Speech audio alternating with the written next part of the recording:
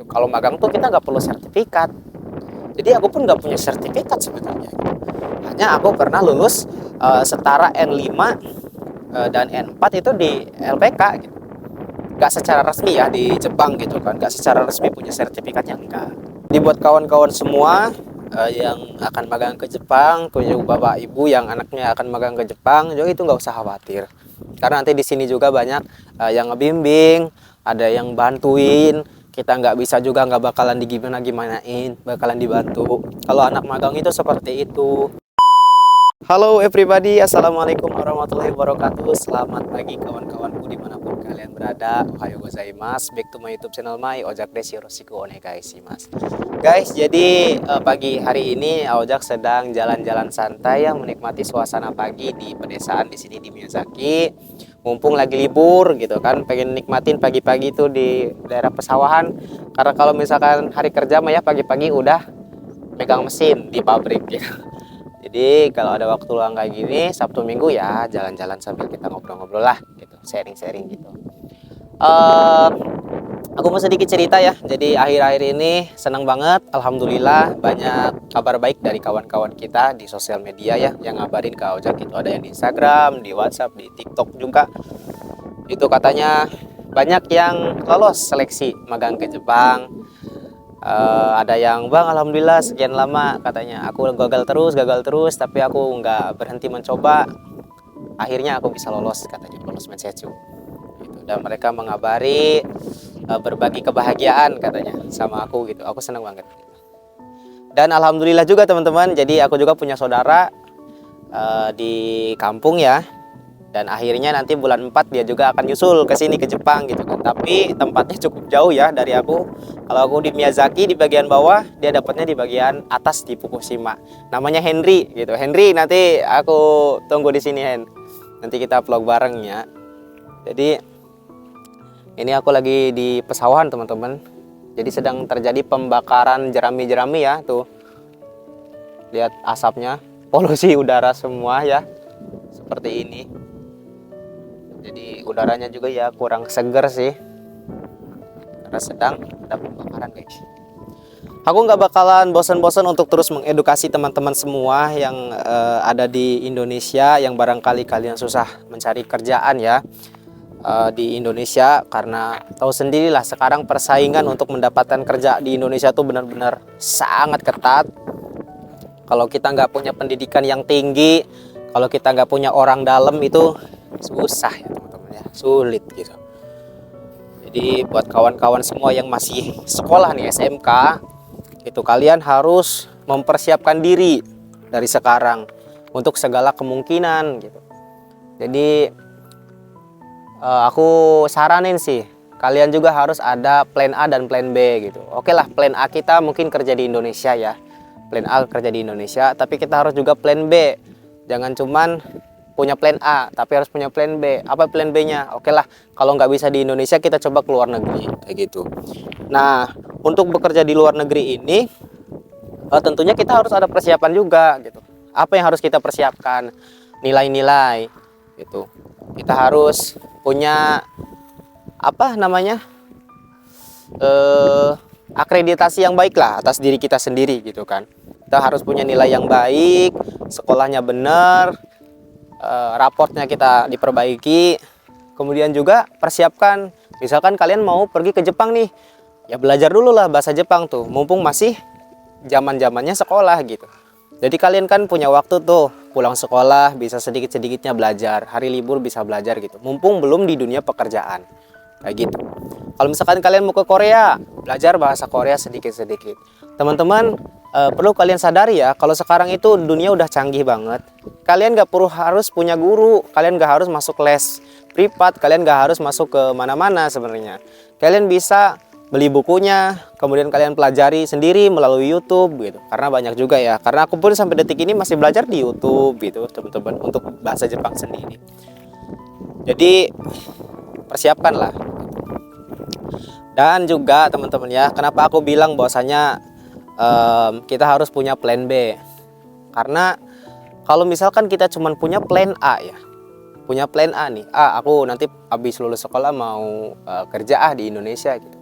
Nah, pada saat nanti kalian tidak sesuai dengan realitanya, pada saat nanti kalian lulus, kemudian susah cari kerja di Indonesia, itu kalian akan bingung mau kemana ini gitu, mau kemana ya gitu, dan akhirnya kalian akan down gitu.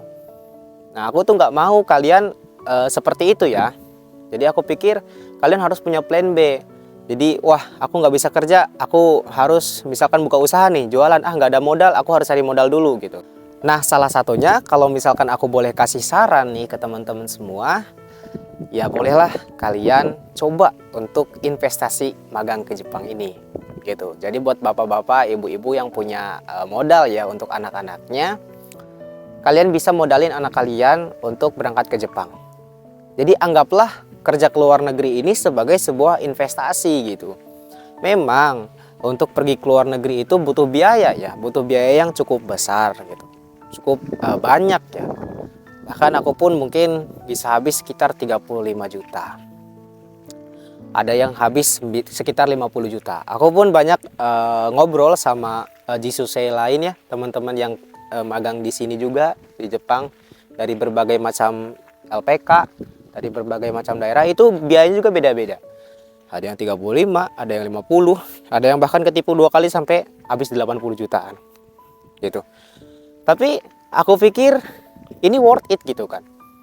Ini worth it untuk masa muda kita. Investasi jangka panjang. Mungkin kita boncos di awal ya habis sekitar 35, 40, 50 bahkan.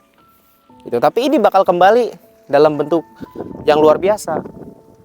Selain uangnya bakal balik, kita juga pasti dapat bonus lain. Contoh, kita jadi punya pengalaman kerja di luar negeri. Kita jadi tahu teknologi di luar negeri itu seperti apa, cara kerjanya orang-orang di luar negeri itu seperti apa, cara kerja orang Jepang, terus cara hidupnya seperti apa. Jadi wawasan kita luas. Jadi kita punya ilmu pengetahuan, pengalaman itu semakin luas gitu. Nggak sempit lah istilahnya. Kemudian juga kita bisa mengembangkan skill kita ya, yang tadinya cuma bisa mungkin bahasa Indonesia, terus juga sedikit-sedikit mungkin bahasa Inggris ya. Tapi ketika kita kerja di Jepang seperti ini, kita jadi punya skill baru, kita jadi bisa bahasa Jepang, kayak gitu. Itu benefit yang menurut aku sangat luar biasa ya maksudnya gitu. Dan juga kalau misalkan kita bisa bahasa Jepang, terus juga kita punya sertifikat bahasa Jepang, itu kedepannya kan kita diperhitungkan kan. Kalau misalkan kita bekerja di Indonesia, kemudian kalau misalkan kita mau ngajar jadi sensei dari bahasa Jepang juga jadi bisa gitu. Itu salah satu kesempatan sebenarnya yang bagus, peluang yang sangat luar biasa. Dan juga teman-teman ya, yang menjadi menariknya untuk magang di Jepang ini, sebenarnya program ini itu tidak memerlukan sertifikat bahasa untuk ke Jepang ini kalau misalkan kalian mau pakai visa magang ya. Jadi kita nggak perlu punya sertifikat bahasa Jepang level N5, N4, nggak perlu sebenarnya. Yang paling penting adalah kita pernah belajar gitu. Karena gini ya, LPK itu kalian tahu LPK. LPK itu kan lembaga pelatihan kerja ya. Nah, jadi pihak LPK ini tugasnya adalah mempersiapkan anak-anak untuk magang ke Jepang kan. Nah, pihak LPK ini dia nggak mau gitu kan memberangkatkan anak-anak yang masa nggak bisa bahasa Jepang sama sekali, ya kan? Nah, jadi nanti dia dipelajari bahasa Jepang sampai tingkat mana? Sampai tingkat paling level pemula, yaitu tingkat N5. Jadi aku pun tingkatnya N5. Nah, nanti ada ujian-ujiannya itu pas di LPK gitu. Padahal itu tuh nggak menjadi persyaratan untuk magang ke Jepang, nggak ada persyaratan sama sekali. Jadi intinya LPK itu cuman mempelajari kita biar kita tuh nggak buta-buta banget gitu kan soal bahasa. Kalau magang tuh kita nggak perlu sertifikat. Jadi aku pun nggak punya sertifikat sebetulnya. Hanya aku pernah lulus setara N5 dan N4 itu di LPK gitu. Nggak secara resmi ya di Jepang gitu kan, nggak secara resmi punya sertifikatnya, enggak gitu. Beda kalau misalkan kita mau pakai visa Tokutegino, visa yang jalurnya SSE ya, itu keterampilan tersendiri, keterampilan khusus ya. Nah, itu harus punya sertifikat N4. dorong gitu. Dan itu yang menjadi menariknya sebenarnya. Jadi untuk magang di Jepang ini syarat-syaratnya pun nggak begitu rumit, nggak begitu susah. Untuk teman-teman mulai dari umur 18 tahun sampai 35 tahun itu masih bisa mengikuti magang di Jepang. Tapi magang di Jepang ini untuk umur itu rata-rata pengennya yang masih muda-muda.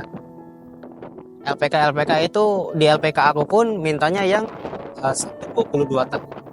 Ada yang sampai nggak bisa lebih luas gitu. Ya, sempit gitu. Tapi kalau misalkan buat abang-abang nih yang udah berumur 30 tahun lebih, dia pasti harus ikutnya Toku Tegino aja, penampilan khusus. Nah, itu bisa sampai 40 tahun. Itu lebih luas. Lebih banyak. Nah, pasti bisa, sangat bisa gitu kan. Itu keterampilan khusus. Jadi kalau misalkan kita Toku Tegino, ya Toku Tegino kita harus punya sertifikat bahasa, juga punya sertifikat keterampilan kita. Kita mau kerja di bidang apa nih? Oh, kita mau kerja di bidang, kita harus punya tuh sertifikat di bidang pertanian itu sendiri. Kalau Tegino ya, Toku Tegino itu benar-benar Jepang tuh membutuhkan karyawan, membutuhkan pekerja gitu.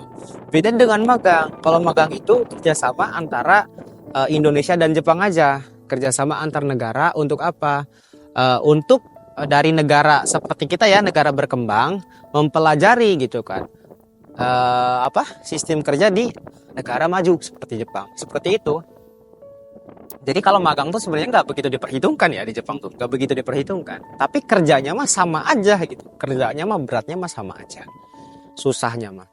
Nanti kita bahas lebih jelas ya tentang Toku Tegino ini, karena Toku Tegino ini cukup berbeda dengan magang dan cukup banyak bahasannya gitu kan. Nanti aku juga bakal menggali dulu tentang Toku Tegino ini.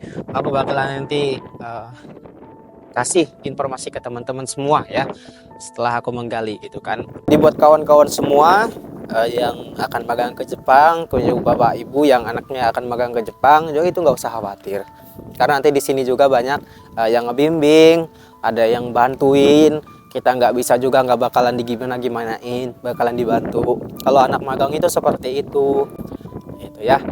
Tapi tetap ya harus kuat mental, kuat dengan tekanan-tekanan nanti yang ada di Jepang gitu. Karena kerja di Jepang itu nggak mudah. Dari awal aku ikut ya pas seleksi, itu pihak LPK tuh selalu ngewanti-wanti, selalu bilang kayak gini. Kerja di Jepang itu berat loh. Kerja di Jepang itu susah, kotor, sulit lah gitu. Gak enak kerja di Jepang itu. Itu dari awal tuh pihak LPK udah bilang seperti itu. Jadi kalau misalkan kalian benar-benar punya tekad, kalian benar-benar mau gitu kan untuk bekerja di Jepang, kalian sungguh-sungguh, kalian harus siap tahan banting, sakit, semuanya gitu. Itu pun untuk masa depan kalian. Itu pun untuk kebaikan kalian sendiri kayak gitu. Dan memang benar teman-teman ya. Jadi yang aku rasakan dan teman-teman yang di daerah manapun rasakan itu sama. Pasti ada tekanan-tekanan tersendiri ya di pekerjaan kita. Tapi kalau misalkan kita sudah terbiasa dan kita sudah mulai akrab, kita sudah mulai seperti keluarga ya dengan orang Jepang di sini di pekerjaan kita, saya pikir ya lama-kelamaan pun kita bakal nyaman. Tuh, jadi sekian video hari ini, mudah-mudahan ada manfaatnya ya. Nanti kita coba bahas Toku Tegino di lain video dan juga kita bahas yang lainnya. Oke, jadi kalau misalkan ada saran yang harus dibahas, tolong tulis di komentar, nanti coba aku gali, nanti aku sampaikan ke teman-teman semuanya. Pamit dulu. Assalamualaikum warahmatullahi wabarakatuh. Bye bye.